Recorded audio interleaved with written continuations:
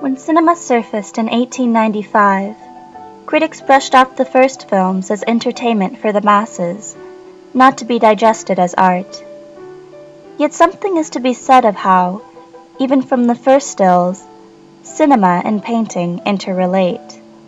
Consider these similarities between the Lumiere brothers' short films and the paintings of artist Paul Cézanne and Claude Monet. Many times, directors draw from art forms in order to emerge aesthetics with theme. In Sunrise, themes of tradition and rural life as opposed to modernity are reiterated through imagery reminiscent of the Dutch classics. Carl Dreyer's admiration for painter Wilhelm Hammershøi is reflected through his organization of space, dramatic intensity found in interiors, and the dominance of light. Dreyer has even been called Hammershøi's best and only heir.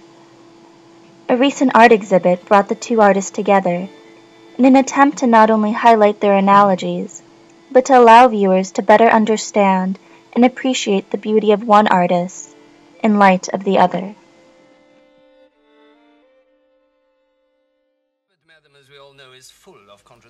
In the films of Peter Greenaway, themes of extravagance, decadence, and even lust are reinforced through Baroque and Renaissance-influenced scenes. This dinner table scene may remind viewers of paintings like The Last Supper, or of the dramatic lighting in Baroque paintings. Take note how this Frans Hal painting is seen in the background of the following sequence, equating the wealth of the greedy restaurant owner to that of the aristocrats. Even their attire is notably similar.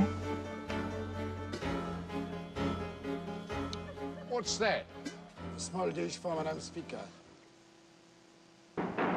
Some directors have gone so far as to explicitly reference paintings in order to comment on art and cinema. In the film Blood of a Poet, Cocteau reconstructs the famous 3rd of May 1808 painting by Francisco Goya, though the direction of the guns and nationality of the man shot is wrong. The scene is then reversed, however, perhaps as an act of political and artistic freedom. Here is the original painting. This Goya painting is also reconstructed in the 1982 film Passion by Jean-Luc Godard. Notice how a strong emphasis is given on the faces of both the men that are killing and the men that will be killed. The protagonist of this film, a director seemingly modeled after Godard himself, recreates numerous famous paintings in order to shoot for a new film. Not only do the paintings assist in the political themes of the film, but they explore the ways that narratives are told in films and paintings, and they highlight the relationship between art history and cinema.